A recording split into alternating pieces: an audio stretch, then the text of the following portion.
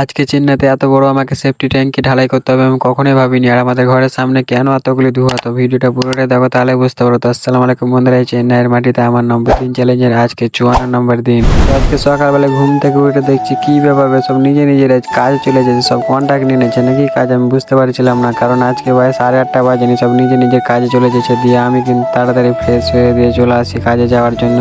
আর বাইরে বেরিয়ে দেখছি এতগুলি ধোঁয়া। তো আমি ভেবেছিলাম প্রথমে যে আগুন লেগে গেছে, মানে কাউরির বাচ্চা, কিন্তু এগুলো আগুনের ধোঁয়া না, এগুলো মশা মাছি মারার ধোঁয়া। দিয়ে আমরা কিন্তু তাড়াতাড়ি করে একটা কাজের সাইডে চলে আসি। আর কাজের সাইডে এসে দেখছিলাম আজকে কি ব্যাপার, মিস্ত্রিরা কাজে লেগে গেছে, মানে আমি না আসার আগে থেকে দেখছি কাজ করছে। তো কি বলবো, ওরা সকাল 6টা থেকে সন্ধ্যা 6টা পর্যন্ত কাজ করবে। আজকে ওভার টাইম ওরা কাজ করছে। তো আমি কাজের সাইডে এসে আমাকে বলছে আমরা খেতে উঠবো, তুই নিচে রড গেলা বাঁধতে লাগ। দিয়ে আমি তাড়াতাড়ি করে রড গেলা বাঁধতে শুরু করে দিই, কারণ মিস্ত্রিরা খেতে উঠেছে। আর খেতে নামার আগে কিন্তু আমাকে রড গেলা পুরোটাই বাঁধতে কমপ্লিট করতেই হবে। আর আমার অর্ধেক রড বাঁধা হয়ে যাওয়ার পরে মিস্ত্রিরা বলছে এবার আমাকে মশলা রেডি করতে। দিয়ে আমি চলে আসি 4 বস্তার প্রথমে মশলা রেডি করতে।